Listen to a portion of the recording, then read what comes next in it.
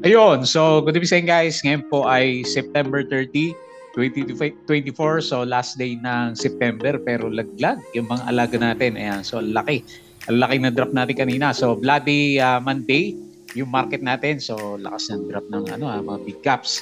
So eto na yung inaantay natin na pullback sa kanya pero sobrang lakas naman ng pullback niya. So nung pagdating ng pre-close talagang binagsak pa yung mga stocks po natin. So majority niyan is mga PSE index na stocks natin, yung nag-cause ng malakas na drop ng ating market. So mamaya silipin natin kung sino-sino yung mga tinamaan ng mga stocks natin. Pero holding companies yung pinakamalakas yung drop for today's trading natin. Pero meron pa rin naman 87.7 million net foreign buy pa rin naman yung market natin. Kaya lang bad yung candle natin. So maghahanap muna ng support si PSE market natin. So nag-loss tayo is negative 2.1%. And then balik tayo ilalim ng 7.4, 7,272.65.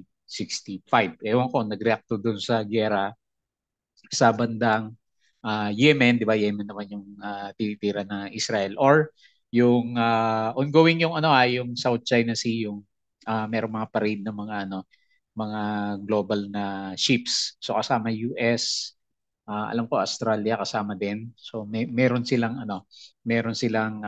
groups na dumadaan doon sa South China Sea. So ewan ko kung yun yung iniinda ng market natin. Pero meron pa rin naman kahit paano nga maliit na net foreign buy. So dahil dyan, karamihan naman nag-trending na stocks natin is yung mga hindi natin napapansin.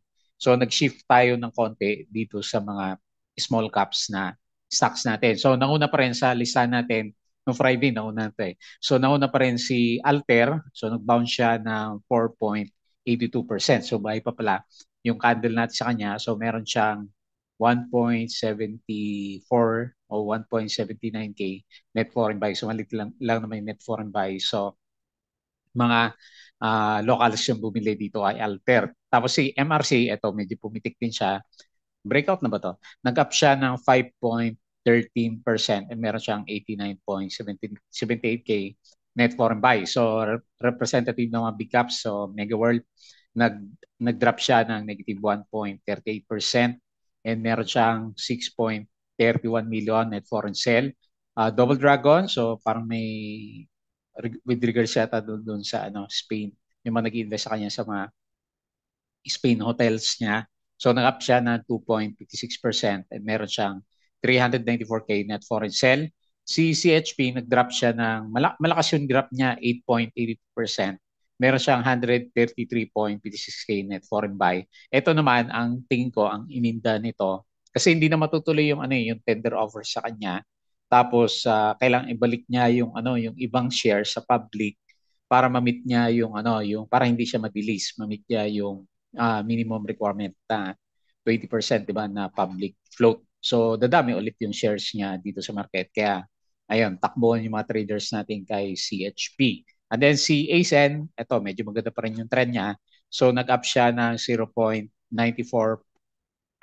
and meron siyang 36.12 million net foreign buy. So ito lang yata yung isa sa mga pinasok ng ating mga foreign buyers. So makita mo dito yung mga winners natin, yung mga hindi natin masyadong nadi-discuss na mga stocks, sila yung nagpitikan yung mga penny stocks naman na galawan natin. Okay? So disclaimer pa rin guys sa mga bago dito sa channel natin. As usual, pakibasa po na maigi yung ating disclaimer. Sabi natin, yung ating review is for education purposes po lang yan. So wag yung gagamit ito as a reason para mag-buy, sell, or hold ng stocks. Meron po kasing risk na involved sa market. Due diligence na lang po ako ng stocks yung gusto mong bilhin naman. And then follow mo na lang po ako dito sa ating Palabi Trader na YouTube channel. Subscribe ka lang para updated ka sa mga posts natin or join ka dito sa trading community naman natin. Okay? So sa mga nakasubscribe, maraming salamat po doon sa mga usual viewers dito sa mga trending stocks, mga company reviews natin, mga sample trades sa market. So bigla na bago yung ihip ng hangin, yung ating mga technical indicators, fundamentals, yung mga risk management, plus yung ating PSE stock market study. So ganun din sa crypto, actually nag-drop din siya. Lumaya na pala si CZ. So yung may-ari ng Binance, 90% hawak niya dun sa Binance natin. So Kaya pala nag-rally ng over the weekends, umakyat tayo ng 66K. Pero ngayon, medyo pullback na siya. Nasa 63K yung huli kong tingin dito sa cryptos natin. So anyway, follow mo na lang po ako dito. Crypto ko to.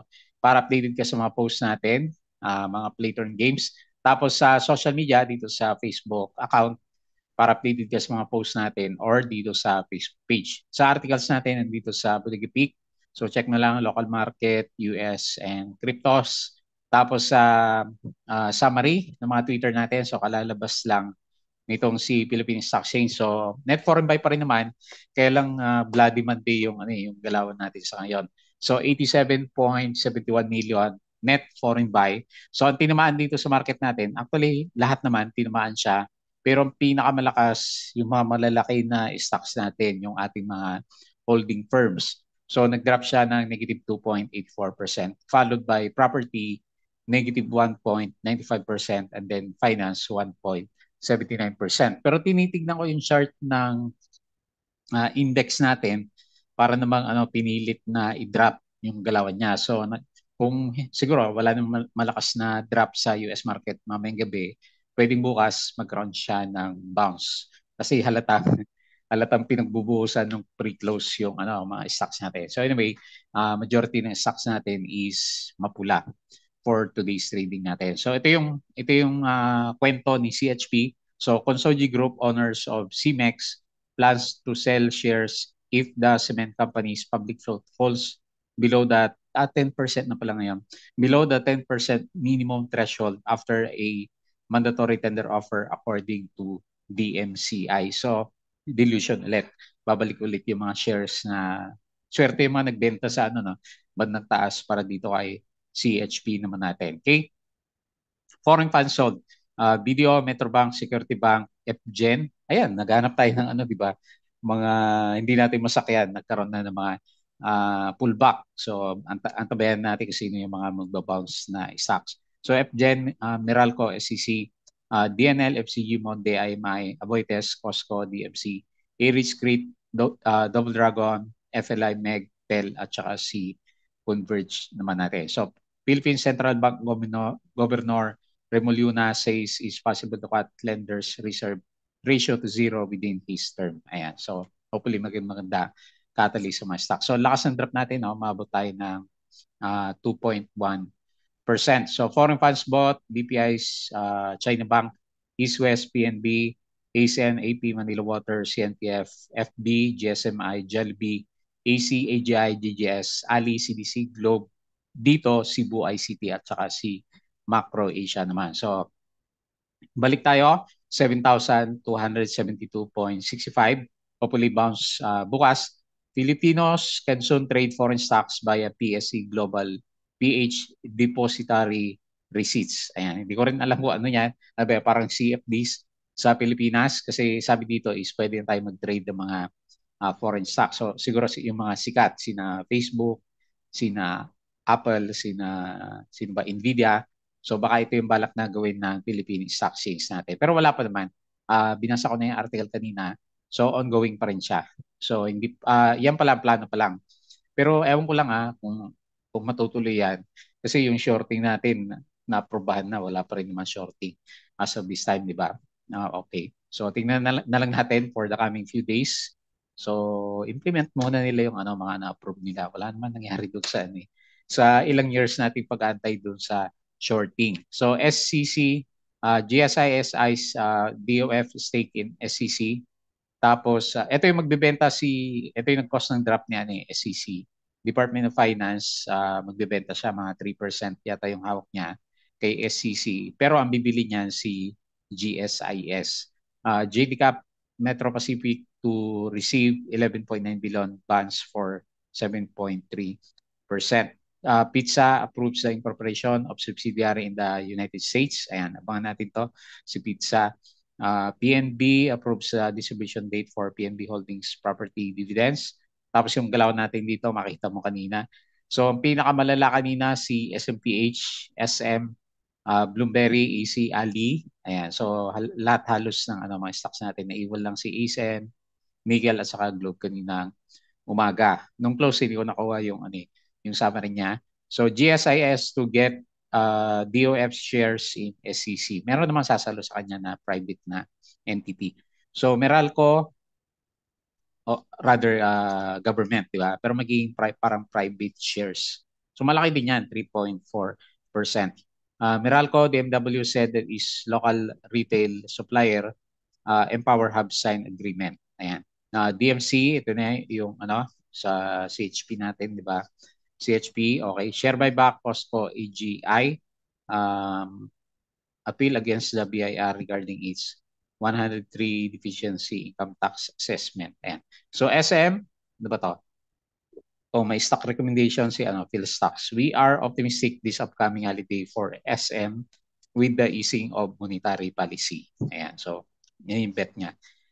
SEC said that the GSIS could end up buying the Department of Finance stake in SEC. Okay? So Cebu received its 12 Airbus E-REITs. Meron siyang 28.6 billion property for share swap deal with Ali.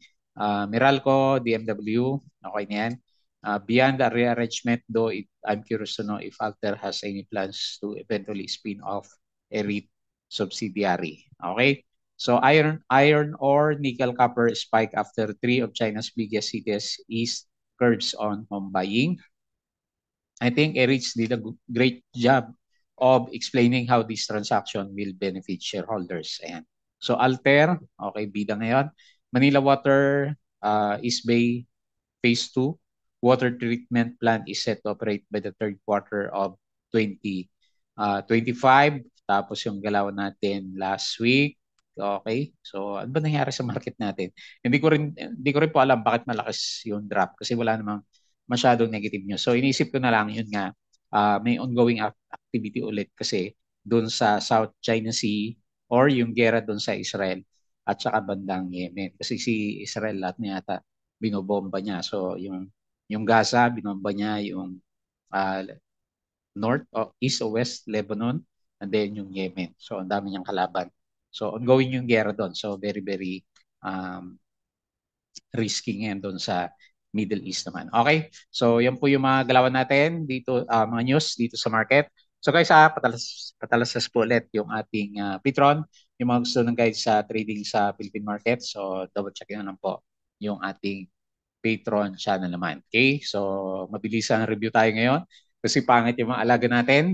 So hindi mo kayo ibababa natin no from 757 7475 na lang kasi yan yung nag-cause ng o nagkaroon siya ng resistance talaga which is halos sakto naman dito. Nilalagay natin sa 75 last week kasi nga malakas yung galaw pero ayan binomba pababa yung stocks natin. Meron pa rin naman siya net foreign buy 87.71 million and meron siyang 2.1% na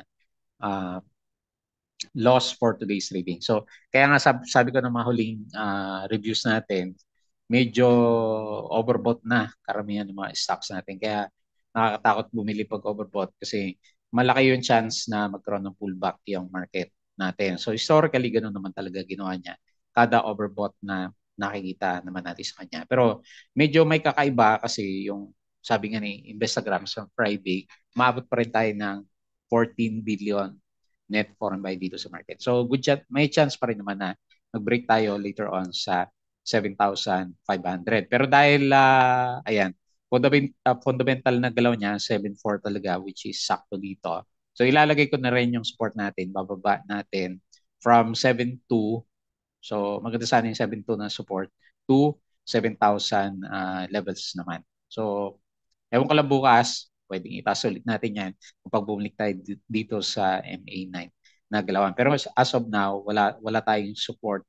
So maliban dito sa malapit sa MA20 or itong mga medyo tumutugma na support resistance natin last time sa kanya dito sa area natin na to. Okay? So baba natin ng konti sa 7,100. Pero para naman exaggerated yung drop natin ngayon, sabi ko nga kanina, kasi pag titignan mo naman sa 5-minute chart, makita mo dito, bigla nagkaroon ng trap si market, binuhusan bigla yung mga big caps na stocks naman natin. So baka may bounce tayo na konti kahit paano kung wala namang negative news na lalabas sa global markets natin. Kasi yung futures ng US hindi naman ganun kalaki yung drop na nakikita natin sa kanila. Okay? So good vibes pa rin tayo kahit na medyo kinain talaga yung majority ng mga gains natin dito sa mga big caps na stocks po natin. Okay? So hopefully kung mag-breakdown pa siya bukas or for the next coming day, Wednesday, Thursday, magkaroon naman siya ng Doji para magkaroon siya ng support. Mabuo yung higher low formation natin, mali mo, ito talaga yung inaantay niya na pullback naman, which is parang sakto siya dito sa ginuguhit natin na mga support levels naman natin. Okay? So tingnan natin kung mag-retest tayo dito malapit sa MA20. So tingin tayo dito sa mga losers ng market na with losers. Yung mga big caps na stocks natin, anyway, majority naman losers. So BPI 1.39, ayan, malayo na siya sa overbought. ICT negative 1.46, Banco de Oro. Hindi natuloy yung pag-overbought pala nito. 2.11%. Si Ali, ayan, bumalik na siya sa ilalim, di ba? So medyo attractive na ulit yung mga stocks natin. Metrobank, balik din, minus 3%. URC, so nag-resist yung MA100. SM, ito tinamaan. Ito humila talaga sa atin. Siguro ito yung 5-minute biglang drain up. Ayan. So drain up siya bigla. Sindikato yung galawan. No? So minus 4% si SM, SMPH minus 3% din. Si Ayala Corporation, nag-profit taking kasi nag-overbought na rin siya. Si Bloom, diretso pa rin. Jollibee hindi masyado. Meralco, minus 3%. Si Plus, hindi ang big cap. Si SCC, minus 1.3. So nag-worry to doon sa doon sa 3%. Laki kasi noon eh. Di ba yung bali-balita sa kanya. So ngayon, sino pa? GGS, PLDT, minus 1.65, GGS minus 1.59. Globally lang yata umakita, 0.71%. So marami, laglag halos sa lahat ng stocks natin. Okay? So tingin naman tayo sa mga winners ng market. So sino yung mga gumalaw kahit papano dito sa market is yung mga hindi natin pinapansin na stock. So mga small caps, hanap na lang ako ng merong volume talaga. MRC, so 5.13, nag-breakout si binubuhay si MRC, 5.13%. Si Alter, ayan, ganda tuloy ng galaw ni Alter. So lalaki ng volume din niya, 4.82%. Sino pa? NRCP, may volume, 3.95%. Si, okay, wala na yata. Primex, ayan, wala. May volume siya pero isang parang konti lang nag-trade. Tapos si CDC, 2.94%. Megawide, ayan. So, umakit din siya, 2.59%. Okay? Double Dragon, so yung trending stocks natin, lumalaban siya, 2.56%. So, tingin naman tayo dito sa mga losers. Hanap tayo na may volume ng konti. STI, yan, pagod na si STI. 5.34% na drop. CPHR, minus 5%. Si INEX, di ba? So, puro pullback. SM, minus 4%. Meralco, minus 3%. Nickel, pero verde dito ng umaga, no? 3.49%. IMI, 3.21%. So, puro magbe-breakdown yung mga stocks natin. Si Plus, minus 3.12%. CPG 2.94%. Okay? So siguro bukas na lang yung bounce ng mga stocks. So majority is nagdaglagan. Tapos sa pre-close lang naman siya. So tingin natin may bounce kahit pa paano si market natin bukas. Cross fingers hopefully. Ayan. So hindi natin masasabi kung anong negative news yung lalabas dito sa market. Pero kung normal trading lang, so meron tayong expectation ng konting bounce sa opening ng markets natin. Okay po. So yun po yung mga galawan doon sa mga movers sa market. So tingin tayo dito sa US market medyo mapula din yung yung futures, Nasdaq futures minus 0.09, Dow futures minus 0.08 and S&P is minus 0.05%. Okay? So European markets naglagan na. Pero no Friday malakas tong European markets. Tapos dito sa bandang Asia medyo mixed tayo. So Hong Kong 2% pero dito sa India at saka Indonesia, lakas din pala ng drop minus 2% Hindi lang sa Philippines, pati sa Korea minus 2%, sa Taiwan minus 2.6%, mahina na naman ba yung mga semicon natin? Okay, so mas marami yung mapula talaga for today's trading po natin. Bitcoin from 66K nung weekends, ayan, pabalik siya ulit, 63K, Ethereum 2.6, and then BNB is 572. Ayan, nagrally lang siguro kasi lumayan na nga si ZZ natin. Ayan. So hindi na niya pwedeng hawakan yung Binance. So pero siya may-ari noon 90%. So ayos din, di ba? So magkano ba yung binayaran niya? 3 billion o 4 billion sa US. Laki nun. So yung galawan dito, okay, mapula din. Laglagan din po sa bandang cryptos naman natin. Okay, so pag-usapan natin ng konti yung ating mga stocks. So ito lang si Alter yata yung at saka si MRC yung maganda yung galawan. So sumipa si Alter natin. Mas malakas pa siguro to kung hindi masyadong negative yung market. So on the way siya dito sa halos pa piso na rin si Alter natin. So on the way siya para sa 0.93. So maganda yung galaw niya kasi although medyo tight yung candle natin, umakit naman siya. Araw-araw umakit naman yung galaw niya. So 4.82%, 114 or rather 1.74K net foreign buy siya. Ayan. So traders sa Philippine market yung nagpapagalaw. So meron siyang parabolic pattern dito. So medyo malakas yung galawan ng candles natin. And ayun, overbought na pala ng konti yung ating RSI. So alam mo na, gagawin natin, medyo overbought na si Alter. So pwede pa rin naman siya umakyat. So depende sa galaw ng market. Pero makikita mo dito, tinatry siyang i-push. So medyo malakas yung volume ng galawan nitong si Alter naman natin. Hindi sinuwerte yung ibang penny stocks na alaga ko. Ayan, congrats sa Alter natin. Lampas-lampas na to sa PSC stock picks namin. So anyway, congrats po. Nag-close siya 0.87%. Follow mo na lang yung support line niya o kung gusto mo pag medyo mahirap kasi naka-incline yung price action, pwede naman dito sa may gap 0.8 as support level natin. Kasi nandito naman yung niya, yung pinaka-trading range. Ayan. So dito, from 0.8 papuntang 0.9. Okay? Congrats po sa mga meron. Catalyst-wise, last week pa yon yung 200% na earnings. Yan, 240.77 na earnings ni Alter po natin. Next, MRC. So price action lang si MRC. Wala naman tayong nababalitaan kahit na wala naman siyang sell on news last time. So tapos binabalikan siya ulit ng volume. So 5 meron kayong balita to na hindi natin alam. 5.13% yung galaw for today. Meron siyang 89.87K net foreign buy. So on the way siya para i-retest ulit yung 0.9. Ayan, parang ang liit lang nung distance na yun pero pag sinukat mo siya, siguro mga 10%. Ayan, so halos 10% yung upside niya kung susundan niya yung galaw naman niya. So may konting pattern siya dito. Ayan, ascending triangle formation and meron siyang breakout ulit. Or nag-breakout siya dito sa MA 100. So ito yung pinaka-trading channel siguro natin.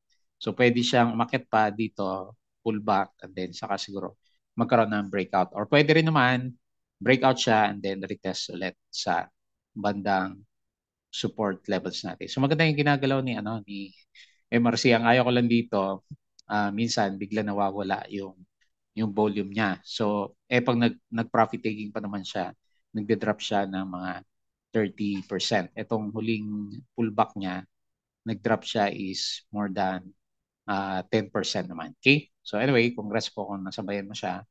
Ang masasabi ko lang, boy sa ngayon si MRC natin. Catalyst-wise, wala ako masyadong nakitang balita kay MRC naman. Next, Mega World. Okay, so pullback muna kasi lakas na eh. Ayan, overbought pa rin naman siya hanggang sa ngayon. So, tingnan natin bukas. Hindi naman kasing lala ng nangyari sa market. Pero baka mag-retest din to sa MA9, no? Malapit dito yung pinaka-support level natin sa kanya. So, nag-drop siya ng 1.38%. Puminto yung net foreign sell tayo, negative 6.31 million. So, yun lang. Obvious na medyo overbought pa rin yung stocks natin. Yan, di ba alam naman natin, pag overbought yung stocks, pangit yung market, nagpo-pullback yung mga stocks natin. So, kaya nilalagay ko muna, medyo sayang din yung ano niya, oh, may konting flag formation din siya, pero mukhang pababa yung ano, sasabay sa galaw ng PSE market natin. Pero buhay yung ano niya, oh, kahit pa paano buhay yung volume ni ano, Mega World natin. Okay? So, next, Double Dragon. Ayan. So, ano ba nangyari dito kay Double Dragon natin? Naging maganda yung galaw niya. Nagkaroon siya ng higher low. So, yung catalyst natin, para hindi ko nabasa kanina, is yung, ayan o, breakout dito. Yung asset niya, yung mga hotel niya doon sa bandang Spain, para may good news yata yun. So, yun yung mga madalas kong mabasa kay Double Dragon pag check ko yung mga discussion sa kanya. So, meron tayong maliit na resistance dito. Pero kung maka-breakout tayo dyan, magsasalubong tong ano, MA100 tsaka yung price action man natin sa kanya. Pero hindi rin ako masyadong optimistic pa personally kay although price action wise okay naman siya. Hindi rin ako masyadong optimistic kay Double Dragon kasi lalabas na yung ano eh, yung Pogos natin, di ba? Eh isa sa mga hawak niya si ano sa Pogos. Madalas yung mga Pogos yun nagre-rent sa kanya. So magiging negative para sa kanya in the future. So meron naman siyang nilagay dito na dividends ba? First time niya yata maglagay ulit, no? Since 2023. Ayan. So halos 1 year din siya nagantay bago maglagay ng, ayan, maganda na rin yan. 2.82% na dividends naman. Ayan. So yan, ganyan na lang muna yung analysis natin sa kanya. So okay naman yung ano eh, indicators. So nagtatry na mag-bullish. Slightly above na 50. 50.17 yung ano niya, yung RSI. And nag-bounce siya ng konti, 2.6%. Ayan, ganyan na lang muna. Ascending triangle formation si uh, Double Dragon natin. Next, CHP. So alam na natin yung dahilan ha. So kaya siya nag-drop. Siyempre, dilution na naman. Kasi magbebenta ng shares si CHP para ma-meet niya daw yung 10% minimum na public float. Kasi nga naman last time, nagti-tender offer tapos bigla mag-decide siya, hindi niya itutuloy yung ano, yung tender offer niya. Pero nabili naman na siya ni ano ba, ni DMC natin. Okay? So anyway, retest ng support pero medyo bad news yung ano, yung nabasa natin ngayon. So ilalagay ko na dito sa bandang 1.4 yung pinaka-support level natin. Kakaiba yung galaw na ito eh kasi diretso yung mga kandila, no? Hindi siya, wala siyang parang ganito, wala siyang mga pause. So diretso yung mga galaw niya. Ito nag-up siya, diretso din.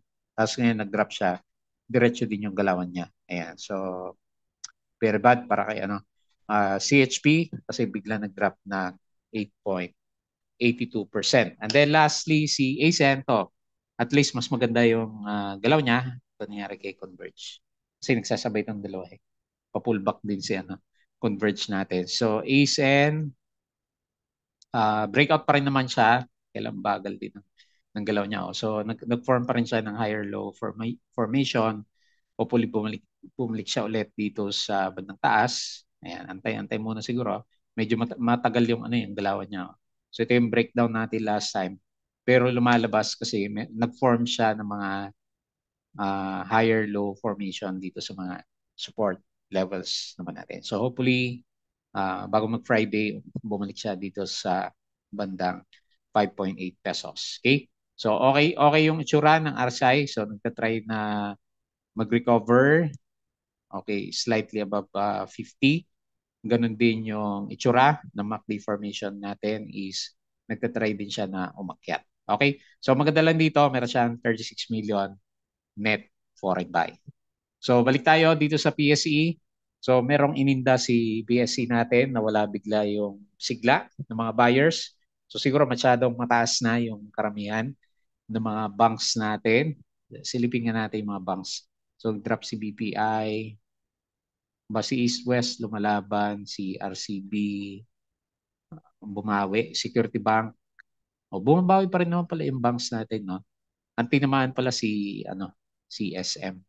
So kakabalita pa naman na ano, maganda daw siya ngayong October, mga bear months, di ba? So kasi magpapasko na naman. Okay, so yun lang yung ating review for today. So, in-expect ko meron konting bounce sa market by tomorrow para i-balance yung malakas na drop.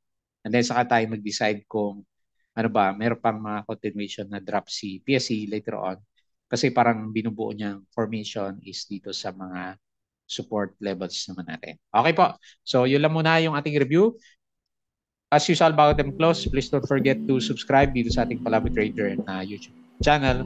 Join ka lang sa group guys kung gusto mo ng guide.